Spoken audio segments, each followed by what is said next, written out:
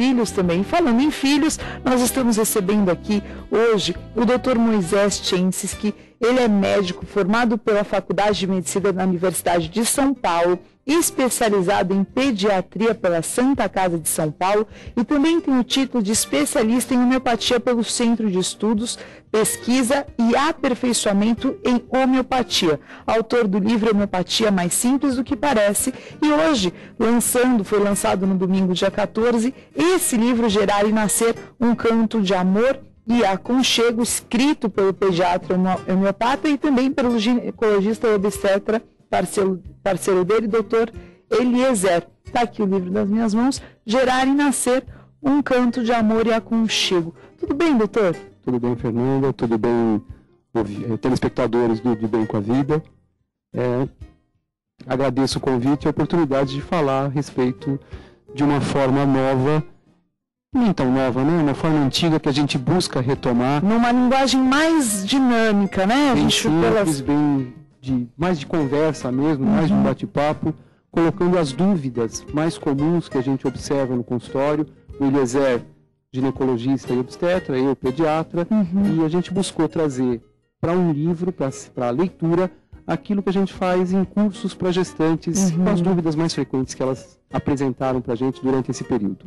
E que é tão importante, né, doutor? Muito, muito. Porque, doutor, às vezes a pessoa está engravida muito cedo. No Brasil nós casamos cedo, as mulheres casam cedo, e diferente da cultura europeia, né, que mulheres já se casam mais tarde, e o primeiro filho às vezes acaba sendo um cobaia, né?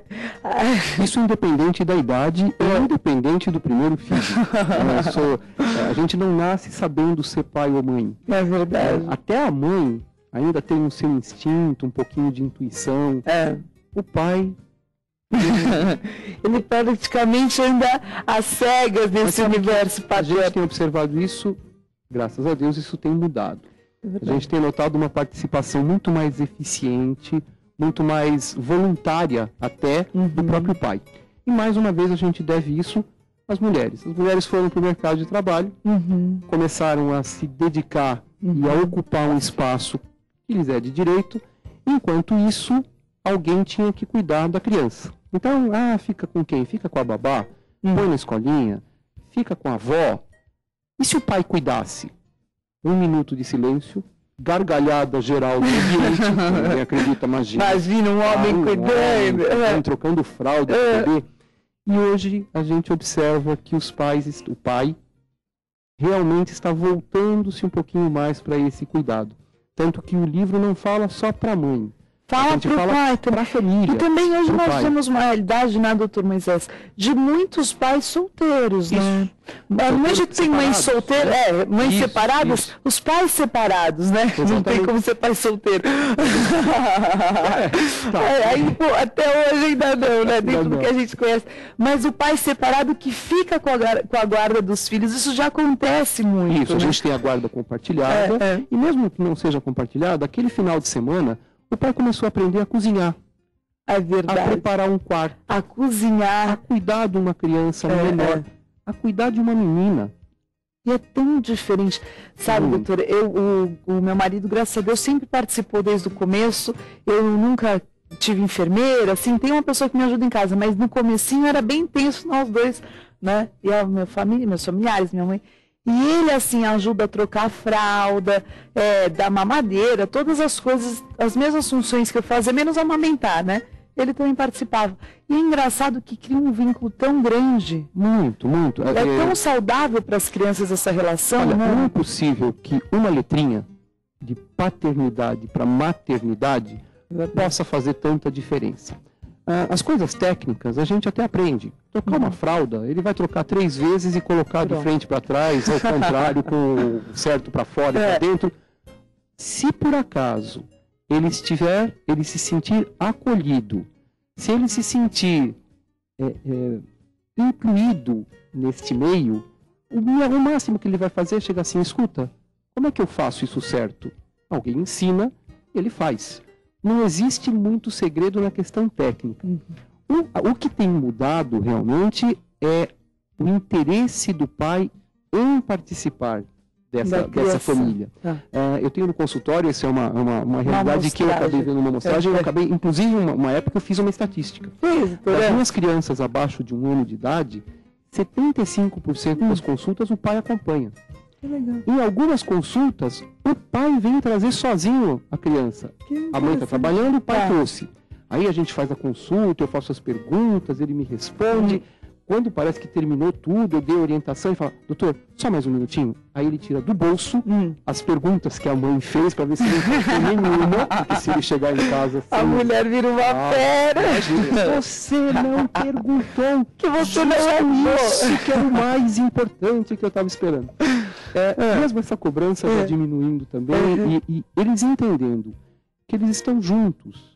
Ele não precisa ser melhor pai do que ela é mãe, ela melhor. Cada um fazendo o que é possível e sendo estimulado a continuar nesse caminho, com toda certeza esse vínculo favorável vai criar uma criança favorável, com ambiente adequado. Cada criança que nasce é uma esperança nova que a gente tem, né? Quem sabe, aquela ideia, quem sabe esse não seja o caminho. Se a gente facilitar um pouquinho esse caminho, se a gente ajudar, quem sabe a gente consiga voltar a ter aquele vínculo familiar saudável, harmonioso. Restaurar os valores de família, restaurar que são valores importantes. Super importantes. E o que eu vejo hoje, às vezes, doutor, eu não sei se o senhor no consultório tem a mesma experiência, mas eu vejo, às vezes, da experiência de conviver com amigas e tal, é que é uma exigência tão grande de ser a super mãe, a mãe perfeita, que o marido não pode chegar perto.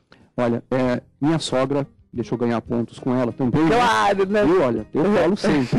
Minha sogra falava uma frase, que eu acho ótima, que o ótimo é inimigo do bom. Fica aquela história assim, ou é perfeito, ou é uma porcaria. Não pode ser só bom. Eu não posso ser só um bom pai. Eu preciso ser o melhor pai. Nem ótimo. O melhor. Eu preciso ser o melhor. Porque se o filho da minha vizinha tirar uma nota melhor de matemática do que o meu filho, não é porque ele tem mais capacidade, não, é porque eu não soube educá-lo direito. E muitas vezes isso pode acontecer, mas numa grande parte das vezes a gente tem limites. E dentro desses limites, se a gente puder compreender, apoiar e amparar, a gente só tem a ganhar. Inclusive esse limite pode ser superado. E trazer, então, o pai para essa convivência.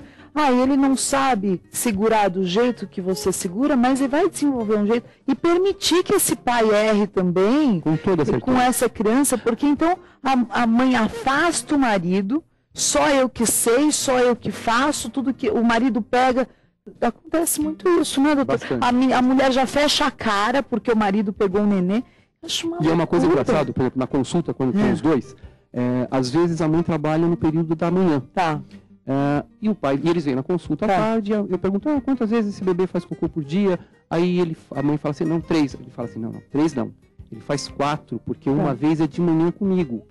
E a mãe fala, puxa, que bom. Então, eles estão juntos, participando. Todos têm a ganhar. Sem essa concorrência, né? Sem concorrência.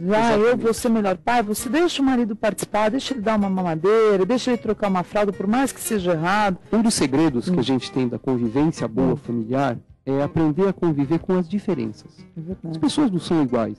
E aí na criação mesmo que você ressaltou, né, doutor? Na própria criação. Às vezes o filho do vizinho ele é mais voltado para exatas, o teu filho é mais voltado para humanas, é um artista, você não sabe o que está na tua mão, né? E a gente busca muito resolver o nosso problema neles. Aquela história assim, eu vou dar para ele tudo aquilo que eu não tive. Será que ele quer tudo aquilo que você não teve? Ele nem quer. Ele não tá, imagina, ele não está interessado. De repente, ele vai ser um excelente jogador de futebol. Ou vai ser um fantástico e brilhante músico ou pintor. Ele não precisa ser um engenheiro contra a vontade, que vai acabar trabalhando e, de repente, sendo infeliz em alguns momentos.